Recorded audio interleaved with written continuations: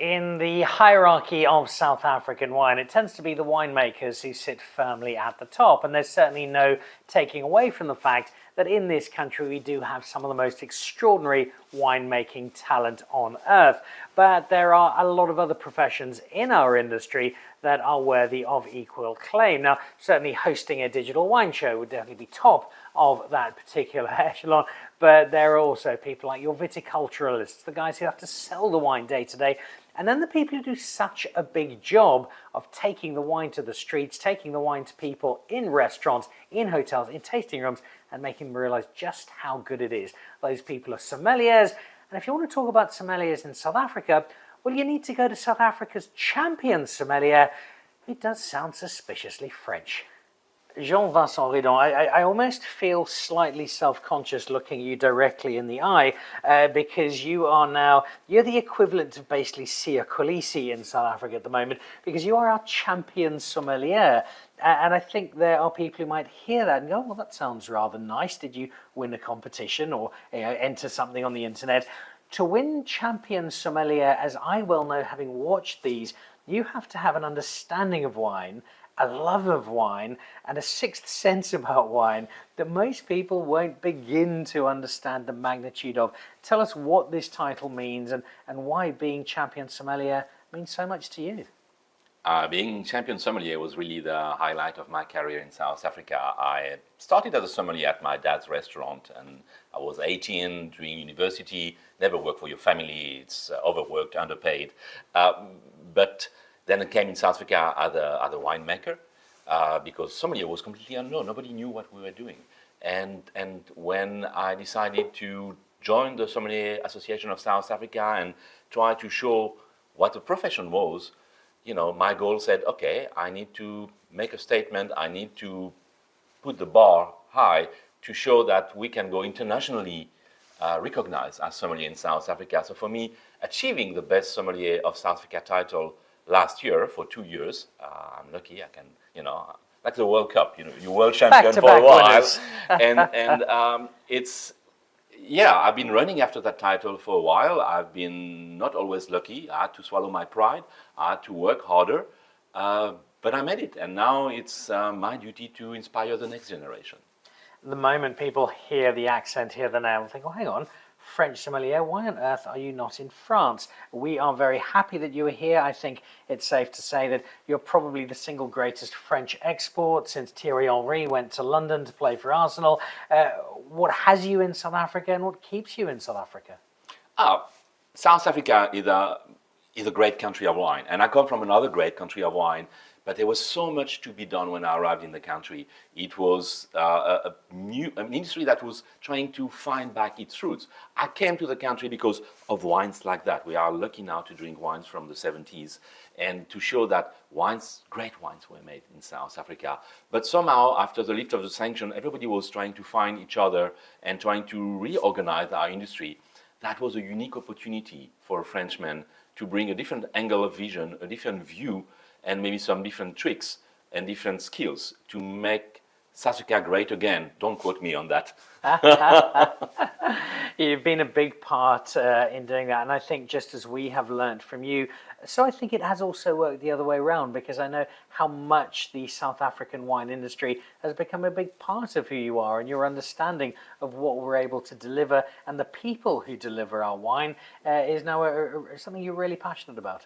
I mean, when I travel the world now, I'm not seen anymore as the French sommelier. I'm seen as the South African guy that does wine in South Africa, that's a sommelier in South Africa, and I'm seen as the ambassador. And whether I travel I'm lucky enough to travel and preach South African wines all around the world, they see me as South African. Just, okay, the accent will always be here, that I cannot get rid of, but yeah, that's now, I'm truly South African and truly Cape Townian too. You are presenting wine to some visitors who've come to South Africa from around the world, possibly from France, know the wine of France, know the wine of Italy perhaps, or California or Spain, maybe don't quite know the wine of South Africa. What are you saying to people like this that says, you know what, South African wine's got some magic to it? Before that, we need to listen to them. You need to know where they come from, you need to know what they drink and what they like. Because South Africa is a great country of wine, but has a chance to have a diversity of great wines, which is not limited to one style. So if you want to hit the right button, and that's something I advise any young sommelier to do, is first you listen to your client. Whether they're high knowledgeable of wine or not, learn where they come from. And that's when all this theory you've been learning all these years, you said, who cared about knowing all the different terroirs of Barolo? But when you have an Italian client or someone coming newly to South Africa, you're going to use this knowledge to link our best wines, our best winemakers, to his or her palate. And that's when I listen to them, then I will advise them in a direction that I know they cannot say no. There are people who will go, hang on, I think I know this guy from somewhere, if not from a restaurant or a tasting or from somewhere around the world. It could well be from Blind Ambition, the documentary, the Zimbabweans, where you played such a key role on and off screen, and you've had this impact on people, and you've had this impact on wine, and you have a passion that does not die. And I see that in the glasses we have now. You have some 1970 Vergenoot, I've got some 1974 Kanonkop. Our good friend Duncan Savage was kind enough to drop these off for breakfast. And for me, when I know a sommelier is in the right space, it's when, despite the many years you've had in the industry, you still get so excited by a glass of wine. The usual question I'm asked as a sommelier is, oh, what's your favorite wine? Oh, isn't that a wonderful question? It's a wonderful question, and my answer can always be the same. It's the wine I'm going to drink tomorrow. The beauty of wine is you never have a product twice. You never have a vintage that's exactly the same as another one, even on the same terroir. Therefore, it's always an excitement to find something new, to find, it's not the fear of missing out. It's really, wow, a new dimension, a new facet of my world. So, yes, that's the beauty is this diversity, and excitement should lead to, that the preamble of any wine tasting, always. Well, this is great wine to drink in its own right, but to have two terrific South African vintages of two South African estates that have got such great names in the company of a champion sommelier makes this probably as good a Friday as I'll have this year. So Jean Vincent, on behalf of a very happy South African nation, cheers. Cheers. Thank you, Dan.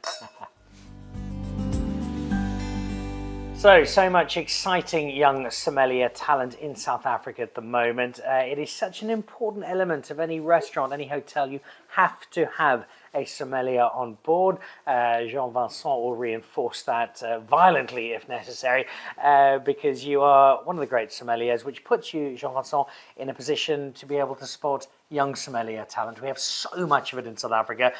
When I said to you, Jean Vincent, I need just a small selection, you got quite cross with me because you said you had about 400 sommeliers you'd like to have on the show, because we've got so many. But we do have a selection. There'll be plenty more to come in due course. But first of all, having a look at Frida. Tell me a bit about Frida, about what makes her so special. Dedication is the word. She is like driven. I'm impressed by her ability to overcome any difficulties and go and fight for making it happen. And her career is just starting. I remember her when she just started the journey, and she said, no, I'm going to make it. And she keeps on learning. She keeps on being dedicated to getting better, and she's achieving it. So I'm really impressed now by her. Well, let's meet Frida. Frida, lovely to have you on the show. Tell us a little bit about this journey. How did you fall into the world of wine? How did you decide that being a sommelier might be what you wanted to do? First and foremost, thank you for having me, Dan. Started in 2016, actually. I got into nursing school for 2016, decided to take a gap year before I had to leave. And my mom was like, you're not sitting at home, you need to find something. And I started doing a few outings in Robertson, where I grew up, and then later started working at a wine farm, being a runner. And then one day they just gave me a bottle of wine. It's like, you need to talk about this wine. And like they said, the rest was history. Was there that moment, Frida, that little click, that little touch of magic where something just with the wine clicked in your head and you said, oh, you know what, I think I found my space? Yes, it was actually the first time ever that I had to taste the wine. I never tasted wine before that. I knew of wine because my family drank wine, but I never tasted it. And before I had to go to the table, I tasted the wine, and a lot of questions end up running in my head about, but why does it taste like this? Why? And I eventually did the table, and after I did the table, I ran straight to the winemaker to ask my questions about those wines. And that kicked off what's been a wonderful journey for you, and one that has opened up all manner of opportunities. Give us a sense of how finding life as a sommelier has changed who you are and has given you opportunities in life. So in terms of that, first, it brought open a whole new world in terms of wine. Because I look at wine currently different than when I started. I remember a few years back, I was working in Robertson, and I never thought I will transition coming to Stellenbosch. And being a sommelier kind of opened the door that there's a lot of different opportunities out there. So because of the work of what Jean Vincent and the Sommeliers Association is doing, it opens up these doors, and I'm glad to be part of that setup where the doors are open for anything in regards of wine. I want to ask you to do a little bit of promotion for the world of being a sommelier, Frida. How important for you is this role of sommelier? What does it do for the South African wine industry? What does it do for a restaurant, for a hotel, for the spaces that you have called work, in terms of lifting them, in terms of giving them such a valuable asset? I think as been working in tasting rooms this whole time, it gave the guests an understanding about what wine is, because they have this idea of wine, and being a sommelier is just to kind of buffer all of the ideas they have about wine, because a lot of the times they say wine it's for snobs, and people tend all of these things about wine, but we as sommeliers just buffer all of those things and just tell them like wine is quite simple, and we just break it down for them. And I think that is the essence of being a sommelier, but just making wine accessible to anyone that you encounter with. Jean Vincent, if I can bring you back in for a second, I think that's such an important point to make. If our industry, that is wine, is going to grow, is going to flourish, we need people like Frida who are taking a space that can often be a bit intimidating and making it more accessible. I mean, we need to find a way to attract new drinkers, to make them feel comfortable, to make them feel enjoying, and we need the words for that. And for that, Frida's role, she's the ambassador, she's the translator, she's creating from a bottle of wine, which is just a product, she's making it an experience. And that's what people want now. They want an experience, they want something they can relate to, and for that you need to be introduced to the wine with what people understand, and then you can go deeper and deeper, and that's how you create passion. And you need people like Frida to create that passion, to trigger it. The passion is very clearly there. Frida, before we let you go, what is the dream from here? Where's the next step? Where is your wine journey ideally going to take you? Ideally, I want to do my wine master, so that is in the 20-year plan to do that. But also just to inspire other people that looks at wine differently, just to get on a well wagon about being in wine and just loving wine. Well, you clearly do exactly that. Frida, thank you so much for joining us on the show. And Jean Vincent and I look forward to having a glass of wine with you soon. Thank you so much. There we go. One of our great young sommeliers and one of our great slightly older sommeliers sharing some important thoughts on the world of wine. It wasn't that long ago that the sommelier was, certainly in South Africa, something of a peripheral figure in the industry. That has changed, and part of the reason it's changed is that a lot of our young sommeliers are starting to get accolades, win competitions, and get recognized for just how good they are at what they do. And in a young sommelier called George, we have exactly that. Jean Vincent, I watch with great interest these sommelier competitions, and I watch them with a mix of emotion. Partly it is huge admiration, but then often it is just a great sense of envy as this young sommelier has picked up a glass of wine and straight away said that it is a Bulgarian Albarino made on the second Tuesday in May, because we've got this ability of young winemakers to do such incredible stuff.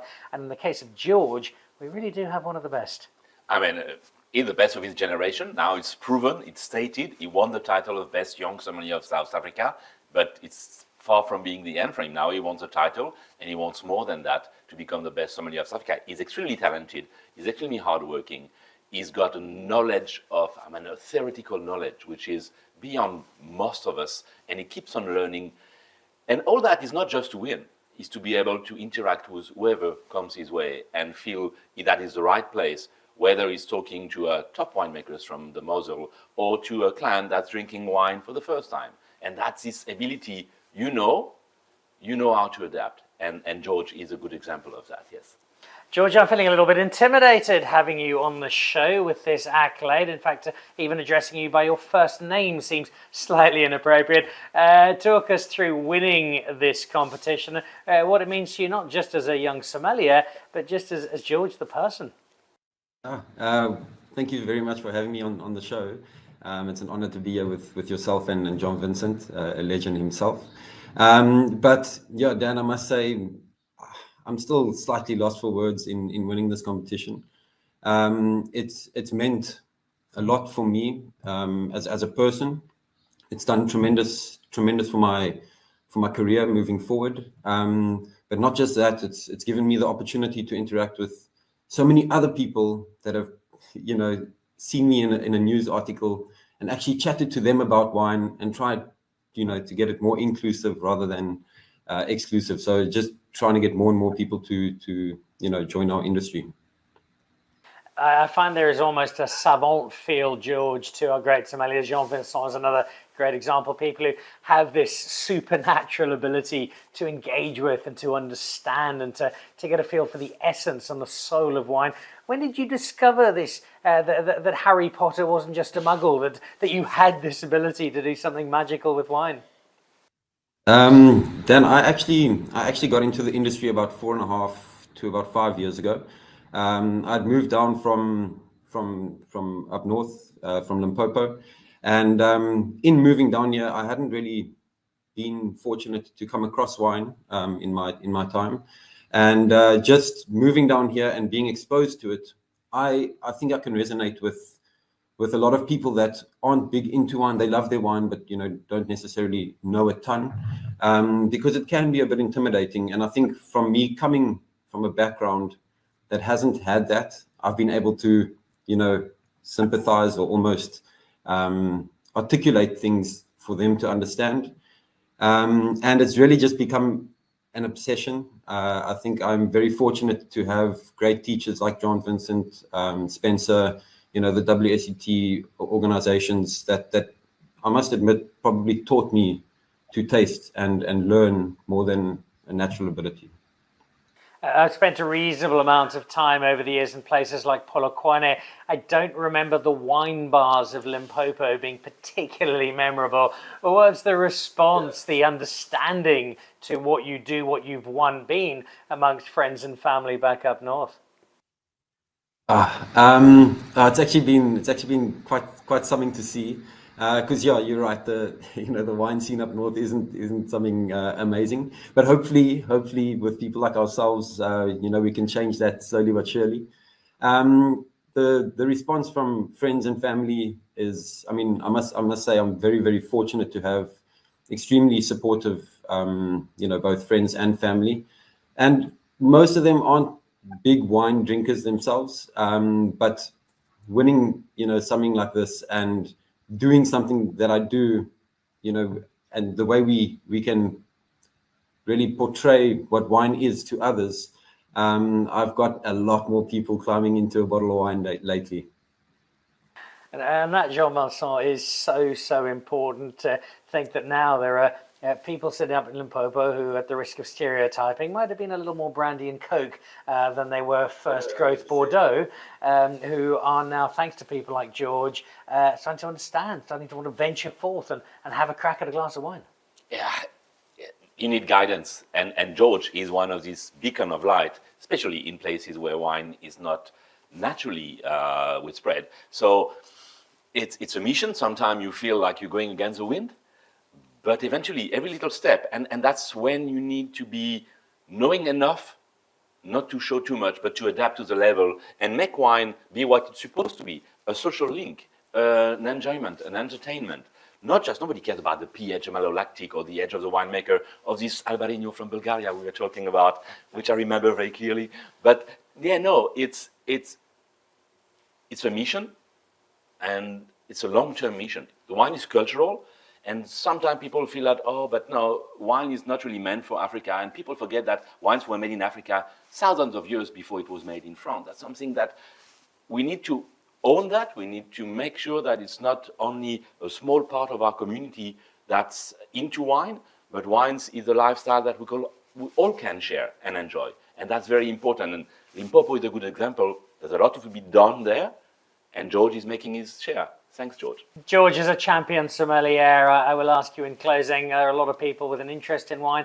They might not all become champion sommeliers, but they'd like to understand a little more, know a little more. What is your broad suggestion, your broad advice to the person who's coming to grips with the world of wine to just get a little bit more out of it all? Yeah, Dan, I mean, winning it is great, but to be part of this community and this industry that we're in is something special. So that's already a win. But I think for those that are really interested in becoming sommeliers and doing what we do, I think a curiosity and a passion definitely plays a big role. But for speaking very personal from my point of view, I really do like to take pride in my theory knowledge. I think that gives you a lot more confidence mentally in going into a glass and tasting it, for example, or having a chat around a table with others. It's not needed, but it's definitely helped me in my journey. So just getting a background of wine is a great start. 4.5, 5 years ago, he was a kid from Limpopo who probably couldn't have told you the difference between Sauvignon Blanc and Cabernet Sauvignon. Now he is the best sommelier in the country in terms of young sommeliers, and rightfully so. George, thank you. Keep doing a terrific job, and we appreciate everything you do for South African wine. Honored to be on here. It's a real honor. Thank you very much, Dan. Thanks, Jean Vincent and team. Thank you. Cheers. Cheers. The list of great young sommeliers in South Africa is growing by the day, by the week, by the month. And what I love about them is so many of them I discover, and I don't know them when we first meet, and within the first few minutes, you realize that the passion for wine is so shared.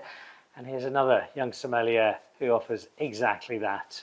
Jean Vincent, I think one of the real joys of what you do, of who you are in South Africa, is the meeting of these young people who don't just keep us young, but they ensure that we know the next generation is in safe hands. When I see somebody like Yolo, I get exactly that feel, that we know the people who are coming after us are going to be even greater custodians of wine than we are.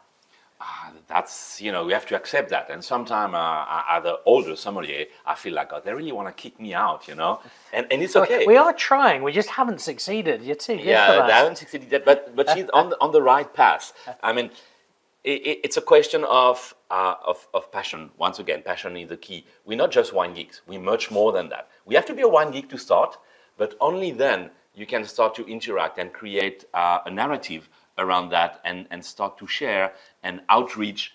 And she's exactly that. She's the first time I met her, she was the one coming to me wanting to share her own passion, not really sure if I was a client, but she came, she arrived, she interacted, no bars, no limits.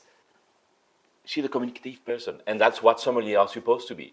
We are providing service, we are creating experience, we are making people join our time, our entertainment, our wine is made to be shared. That's why we share wine now. Otherwise it would be like a boring show. But she has this ability, and every time I pop in where she works, she's coming toward people. She's going out. She wants to convert people, and that's beautiful. So yes, the next generation is going to be stronger than us, more knowledgeable, more able to carry the message and carry the flame. Luyolo, it's lovely to have you on the show and to be able to reinforce exactly what Jean Vincent has just spoken about what is so important about being a young sommelier, because clearly you don't just have a love of wine, but you've also got to have a love of people, a love of telling stories, a love of communicating that wine passion to a broader audience. And I'm guessing that sits at the essence of why you find yourself doing what you do. Yes, absolutely. Thank you so much for having me. Yeah, so like JV has said, it's truly about the passion. It's passion for the industry, passion for learning, and also just passion towards people, interacting with people. And wine, I think, has helped me with that. It's made me interact with people and also just share the beautiful stuff that South Africa's producing. Loyola, for so many of our sommeliers, and for many of our winemakers as well, there's a light bulb moment. You've had a glass of wine, you've been introduced to a particular bottle, there's a vintage or an estate or a winemaker who has taken what might have been a flickering or side interest and translated it into something that goes, hang on, this actually means something to me. Was there such a moment for you? I wouldn't say like a particular moment, but it's been a journey. So I joined the UCT Wine Society in first year, and throughout my degree there, I was joining tastings and I was gaining a lot of knowledge. But during lockdown, I was reading up about lots of things, and the South African wine industry came up. And I have learned of how many wine farms we have in South Africa. So I created a challenge to visit 100 wine farms before I turned 30. And fortunately, I did it in August, so 6 months before I turned 30. And I think towards the 80th wine farm, I realized that was the moment for me. I just got too excited about it. I was getting more excited to do things related to wine rather than what I had studied for my 9-5. And so, yeah, at some point late last year, around November, I resigned to follow the passions. I think that was the moment for me. And ever since then, it's been uphill. It's been lots of learning and lots of just, yeah, meeting incredible people. That's a big call to make, to decide, right, well, I've studied at university, I've probably got a very proud family that I've got this degree, I've got this job, I'm doing something that's perhaps a little more conventional than being a sommelier, and tossing it out the window to go and drink wine for a living. Well, what was the family response, and how scary was it for you to decide to throw caution to the wind and swap degree and education for passion? It's funny. So my dad doesn't quite understand the wine industry. He's exposed to your typical wines that you buy at the supermarket.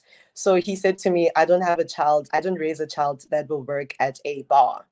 I just left that to be, but my mom understood because she's witnessed me throughout. So she understood from day one and was quite excited. My family now, each time I go back home, because they're in Johannesburg, they ask me to bring a bottle of wine. If they're going out to restaurants, they call me as they're viewing the menu and just ask me, what should we pair whatever dish we're having with? So the reception from family has been amazing. And yeah, I don't know. I don't know how I did it. I look back now and I realize how insane it is to abandon the security of your education, a career, to follow passion. But like they say, passion fuels me every day. I think, Jean Vincent, we both find this story so uplifting and so rewarding. But what it also speaks to is the esteem in which the sommelier role is now being held. That this is no longer a side gig, a side hustle. We'll serve some wine while we're doing something else. This is now, as it is in your native France, as it is in a lot of countries internationally, a real profession, a real calling, something that commands a certain degree of respect. It is very important to see the evolution in South Africa and to see now it's inspiring enough. So young generation like her is feeling, oh, maybe I should do that because that's a noble profession. Yes, when you go in Italy, in France, in Spain, or older wine-producing countries, sommelier, the respected profession is a master of the floor, is what the maître d'hôtel used to be, because now we don't play it anymore in front of the client. And I think it's extremely important to be reminded that we are half of the turnover in many restaurants. We are half of the experience, and we're actually the ambassador of the food and the wine. Because many people see sommelier just as the wine person. First, we are including any beverages, so people drinking beer, drinking sake, drinking coffee or teas. We're here to help them, to guide them, to introduce them. But beside that, we need to understand food. People come to us for a global experience. That's what a restaurant is reminded for. Even if it's a simple bistro, even if it's a wine bar with some food on the side, we're here to be knowledgeable about food, about wine. And yes, we start having this recognition in South Africa. we need more. People need to accept and acknowledge that we bring a lot of added value to every establishment we are. But it's happening because now we're close to season, and I got 10 calls a day. Oh, can I find a sommelier? You know, like just minute, like, no, try to find a chef now last minute. You won't find a chef last minute neither. So luckily, it will make more people willing to go for becoming a sommelier as a real profession, because there's not only a lot of job, but it's very rewarding humanly. I meet wonderful people among clients, among my young colleagues, and the winemakers, the chefs. I love my life. It's not only the money, it makes me be a better person somehow too. So it's very important, especially with the deep generation that looking at, oh, I don't want to look like 9 to 5 like daddy. I don't want to work so hard. I mean, you're going to work hard. There's no success without working hard. Gen Z will learn in due time that real life is coming with not only perks, but liabilities. But being a sommelier or top in hospitality, we believe with COVID we're all dead. And now tourism is booming. People want experience. More people want to discover food and wine and everything around that. So yes, the future is bright. So I'm happy to see that she made the right move. I mean, we need educators in that country too, but we need good sommeliers. Loyola, we share much in common. We have a passion for wine. We are both alumni of UCT and very proud Ike Tigers, and we both have a passion for getting South African wine more celebrated. Before we say goodbye to you, is your message when you meet the innumerable visitors from other parts of the world? You're going, oh, South African wine, I'm not so sure. What's your sales pitch? What makes you make people realize before they've even tasted it just how good our wine really is? Sure. It's that wine is personal. It transports you to your childhood, to a moment you may have thought you've forgotten. And I always say I don't like sharing tasting notes in terms of telling them what they'll taste or smell. I leave it to them. But I always say, trust yourself, trust your knowledge. And yeah, just enjoy the good things in the glass. I think that smile says it all. You've got somebody who is thoroughly enjoying her reinvention as a sommelier and the perfect person to capture just why this profession is one that so many are discovering great joy in and adding such value to us here in the South African wine industry. Loyola, thank you so much indeed. And next time I'm in Cape Town and your dad's in Cape Town, Jean Vincent, I'll sit down with him. We'll sort him out and make sure he knows that what you're doing is so valuable to all of us. Thank you so much for having me. And yeah, definitely, I'll let him know about that. There we go. Loyola, another terrific young sommelier. And you can see just why Jean Vincent and Spencer Fonamier and the rest of the Sommelier Association here in South Africa are rightly so enormously proud of this fantastic new generation.